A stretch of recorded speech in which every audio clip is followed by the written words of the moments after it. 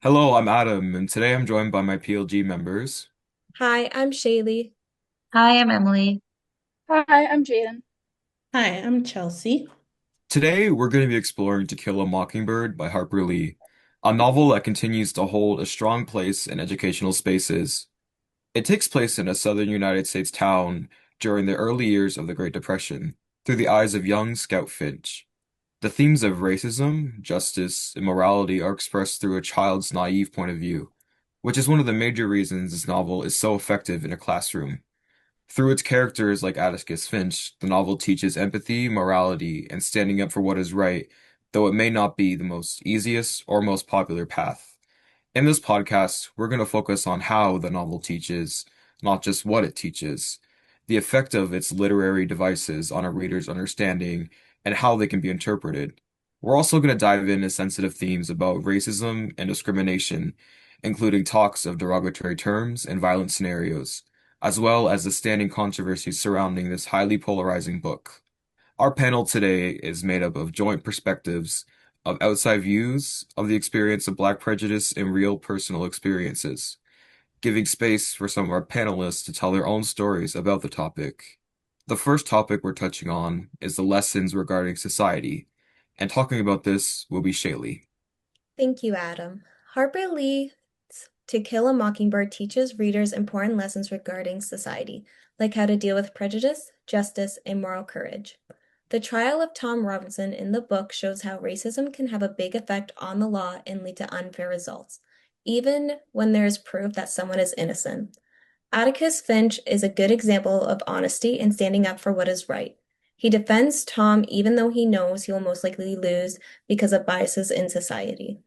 The book also teaches how people are afraid of things they don't understand, like Boo Radley, who is unfairly judged by the community because they simply don't know him. I agree with you, Shaylee. We also see many instances in which empathy plays a central role as well. We are first introduced to this role in chapter 3, when Atticus is speaking to his daughter Scout, saying, "You never really understand a person until you consider things from his point of view, until you climb into his skin and walk around in it." Throughout the rest of the book, Scout takes this advice and learns to forgive. For example, she forgives her teacher and steps into her skin, understanding that she is a newcomer, even though she was upset that she got in trouble for pointing out that the boy who could not repay her teacher was just a Cunningham. Empathy was again displayed later on in the book as a main point when the trial for Tom Robinson was taking place, and Atticus was spat in the face by Bob Ewell. Atticus then explained to his children that he understands why he is so upset and that he would rather him take his frustration out on him rather than his kids. Jem stepped into the skin of Tom Robinson and cried when he was found guilty of the rape of Maywella Ewell. Jem didn't think it was fair, and it was clear that he didn't do it. Jem came to understand the injustices of society and felt ashamed and upset that this was happening as it was just unfair.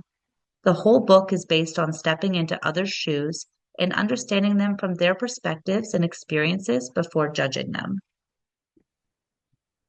Thank you for your viewpoint.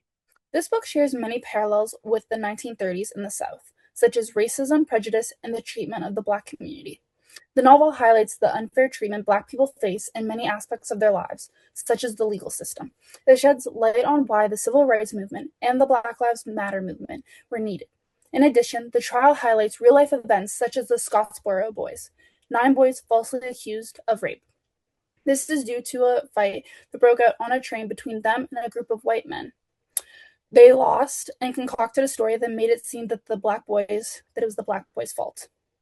That by the time the train reached Alabama, there was a mob waiting for the boys. 2 women on the train were faced with charges of vagrancy and illegal sexual activity unless they alleged rape.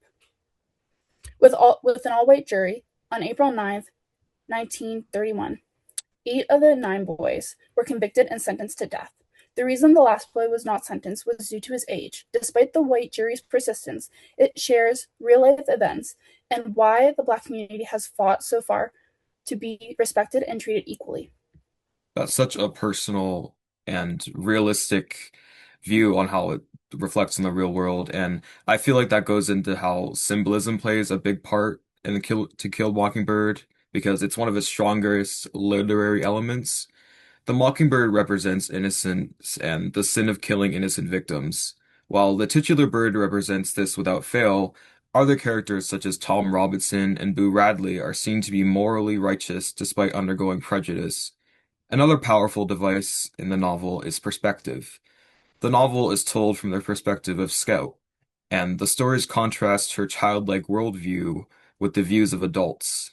The childlike perspective allows the reader to consider the layers of Maycomb's societal hierarchy in terms of race, class, etc., as represented through Scout's eyes, while simultaneously highlighting the absence of those at the bottom of this hierarchy. Harper Lee uses contrast and irony to expose the hypocrisy of residents who voice their opinions about injustice elsewhere, while failing to pay attention to the injustices occurring within their own town. This enables readers to analyze certain ethical issues further. I agree with your point, Adam. A question we had during our discussion was how this word would be approached in a classroom, especially due to its history of hate and hurt this word has caused the Black community. I brought up my own experience in grade 12 when my teacher chose a book that focused on slavery, which has a name I will not mention due to a certain word used to describe the Black community. But its other name it's known by is Someone Knows My Name by Lawrence Hill. As a Black woman, I felt uncomfortable at the beginning, wondering how this word would be approached and said in the classroom. My Caucasian teacher told us that she would read the book in full, no sugarcoating any words. She said this due to the class needing to fully understand its impact and how it was used. By the end of the semester, I agreed with her. Students who have never felt the discrimination or hate of that word directed at them finally understood the pain behind the word.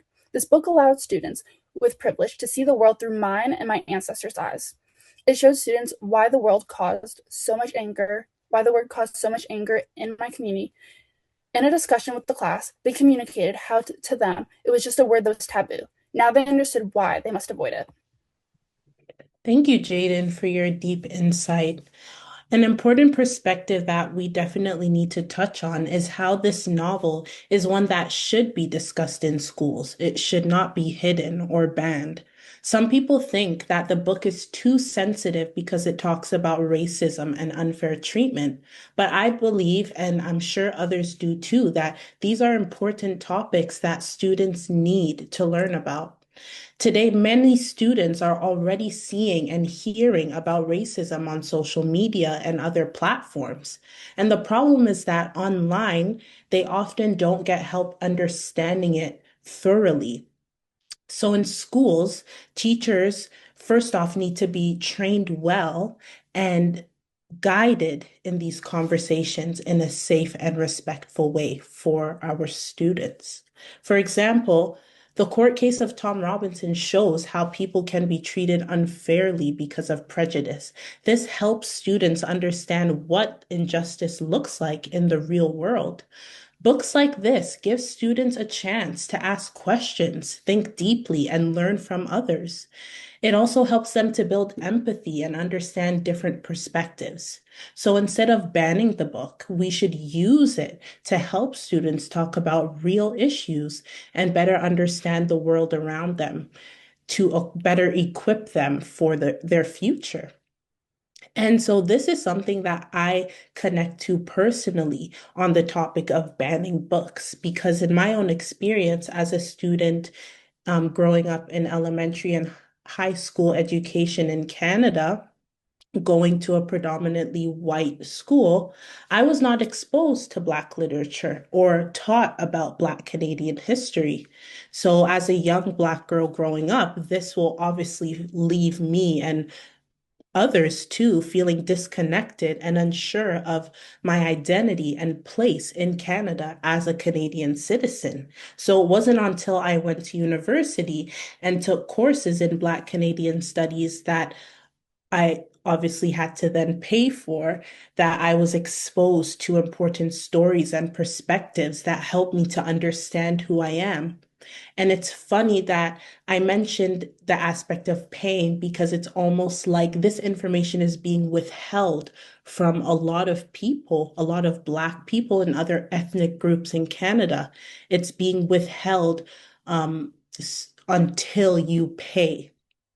And so that's a perspective that came to mind. And so it wasn't until, like I said, I went to university that I was exposed to these important stories. So this shows, once again, why we should not ban books, but instead make sure diverse stories are available to all students. So, just thinking and reflecting on what we just spoke about in our podcast today, to conclude, this novel, To Kill a Mockingbird, is an important novel, point blank, period. This novel does help students understand racism. It does help students understand justice and empathy. Rather than banning books like this, schools should really think about how these books could actually create safe spaces where students can learn, where students can ask questions and think critically about real issues instead of just consuming these videos and news reports on social media. It's deeper than that. We need to think about how our students can begin to think critically on a deeper level. So our individual experiences that we share today shows how harmful it can be when diverse students and voices and histories are missing from education. When students are given access to these meaningful stories and guided discussions by trained teachers and educators, they can better understand themselves and others. And this is why it is so important to keep these conversations in classrooms and ensure all students are felt seen and informed and included. So, we really hope you enjoyed this podcast today as we spoke about the novel To Kill a Mockingbird and its effect on literacy in classrooms.